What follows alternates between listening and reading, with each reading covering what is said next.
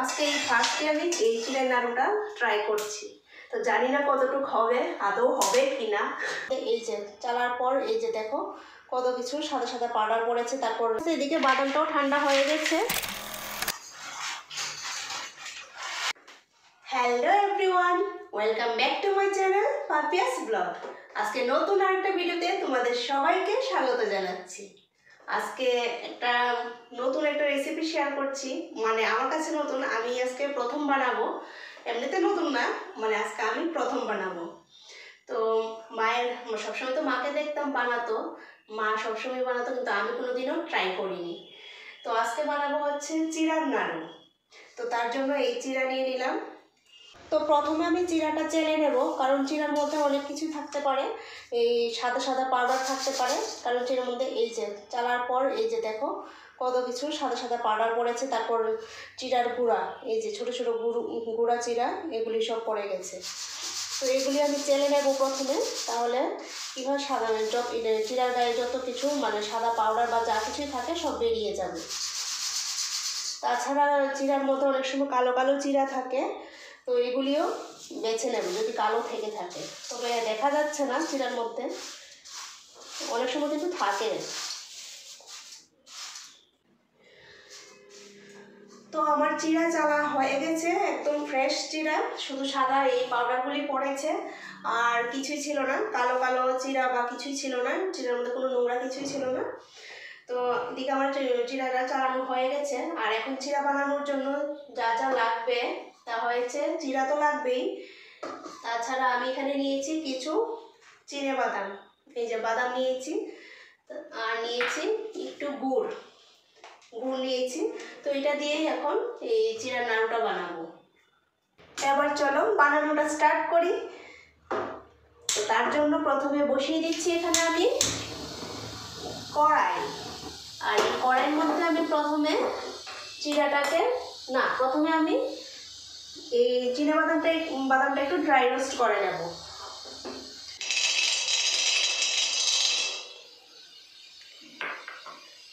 বাদাম চলে গেল কড়াইতে, এবার চলো একটু ড্রাই রোস্ট করে নিই।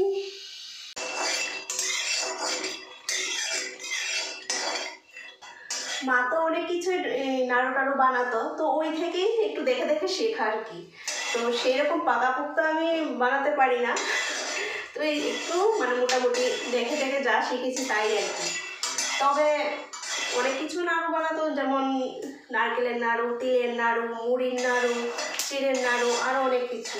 তো এর মধ্যে নারকেলের নাড়ুটাই বানাতে পারি, ওটাই সবসময় বানাতাম। তো আর অন্য কোনো নাড়ুই কিন্তু আমি ট্রাই করিনি জীবনে। তো আজকে এই ফার্স্টে আমি এই চিড়ের নাড়ুটা ট্রাই করছি। তো জানি না কতটুকু হবে, আদৌ হবে কিনা। তো দেখতে থাকো হয় কিনা, ট্রাই করে যাচ্ছি, যদি হয় তো ভালোই। এইদিকে কিন্তু আমার বাদাম ভাজা হয়ে গেছে, একদম খুব সুন্দরভাবে বাদামটা ভাজা হয়ে গেছে। এই যে দেখো কি সুন্দর খোসা ছেড়ে যাচ্ছে। তো চলো এবার এটা নামিয়ে নিই, নামিয়ে একটু ঠান্ডা করে নিই। এবার এটা একটু ঠান্ডা হলে তারপর বাদামের খোসাটা ছাড়িয়ে নেব। ততক্ষণে চলো এই চিড়েটা একটু হালকা ড্রাই রোস্ট করে নেব।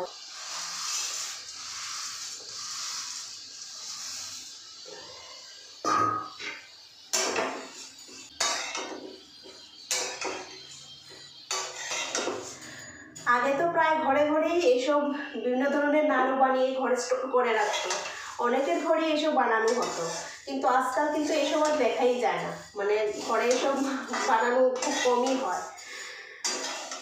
কারণ আজকাল যেহেতু মার্কেটে রেডিমেড সব কিছু পাওয়া যাচ্ছে, নাড়ু মুড়ি থেকে ঘরে শুরু করে মানে বিভিন্ন ধরনের আইটেম মার্কেটে রেডিমেড সব কিছু পাওয়া যাচ্ছে। তো রেডিমেড যেহেতু পাওয়া যাচ্ছে, তো মানুষ আর ঘরে বানাবে কী জন্যে, তাই না? তো তার জন্য কিন্তু আজকাল মানে ঘরে খুব কমই বানানো হয়। তবে একটু চেষ্টা করলে কিন্তু ঘরে নিজে হাতেই বানানো যায়। মার্কেট থেকে কিনে খাওয়ার চেয়ে ঘরে নিজে হাতে বানিয়ে খাওয়াটাই স্বাস্থ্যের পক্ষে ভালো, সব দিক দিয়েই ভালো, তাই না? তো তোমাদের সাথে কথা বলতে বলতে কিন্তু এদিকে আমার চিড়া ভাজা হয়ে গেছে, আর দেখো গোল্ডেন কালার হয়ে এসেছে মানে হালকা গোল্ডেন কালার। আর এই দেখো একদম এরকম করলে কিন্তু এই দেখো গুঁড়ো হয়ে যাচ্ছে, মানে একদম মুচমুচে হয়ে ভাজা হয়ে গেছে। তো চলো চিড়াটা নামিয়ে নিই, আর ভাজার প্রয়োজন নেই।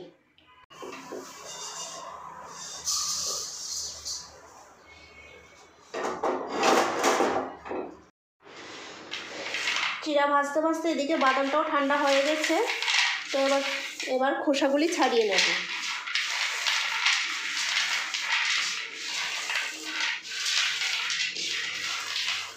সবগুলি খোসা ছাড়িয়ে নিয়েছি, এবার খোসাগুলি সব ঝেড়ে নিতে হবে। বাদাম থেকে খোসাগুলি এখন আলাদা করে নিচ্ছি।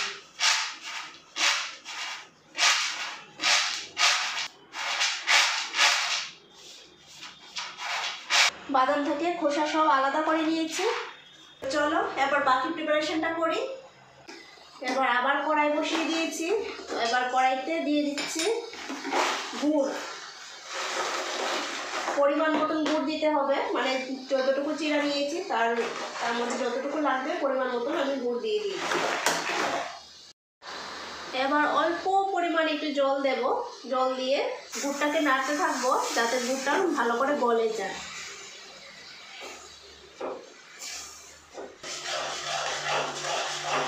গুড়ের মধ্যে ভালো করে পাক আসতে থাকুক, আর ফ্লেমটা একদম মিডিয়াম করে দিয়েছি।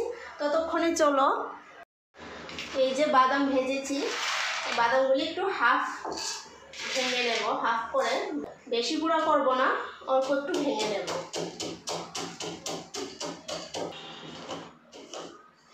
এই যে এরকম হাফ করে ভেঙে নিয়েছি। বাকি সবগুলিও এইভাবেই আমি ভেঙে নেব।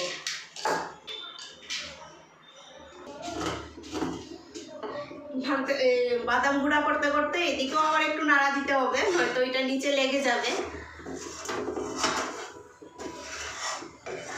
মাঝে মধ্যে একটু নাড়া না দিলে নিচে লেগে যাবে।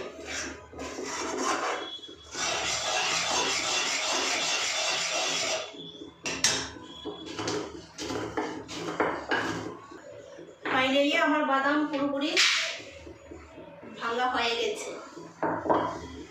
এদিকের কাজটা শেষ। এবার চলো দেখি গুড়টা কতটুকু হয়েছে। গুড়েও কিন্তু পাক এসে গেছে। এই যে দেখো একদম এই যে তার হয়ে আসছে, মানে পাক পুরোপুরি একদম সুন্দরভাবে পাকটা হয়ে গেছে। এবার কিন্তু এই যে ভেজে রাখা চিড়াগুলি ধীরে ধীরে এটার মধ্যে দিয়ে দিতে হবে।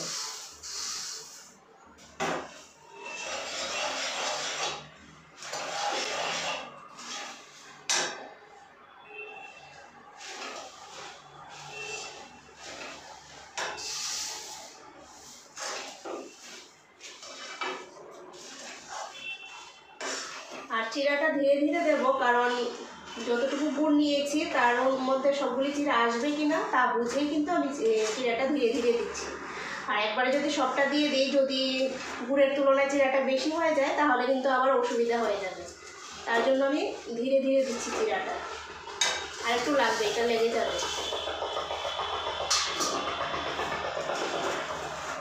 আর একই সঙ্গে কিন্তু এই ভাজা বাদামগুলিও দিয়ে দেবো।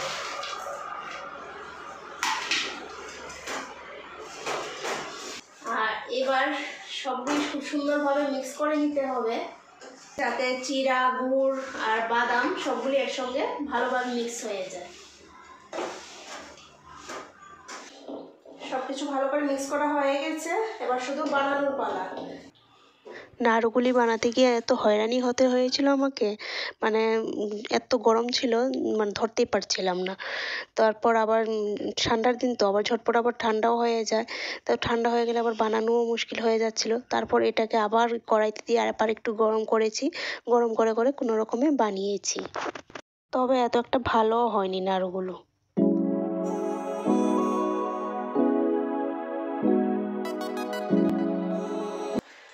তো গাইস ফাইনালি আমার মিশন সাকসেসফুল হলো। এই যে বানিয়ে নিতে পারলাম চিড়ের নাড়ু।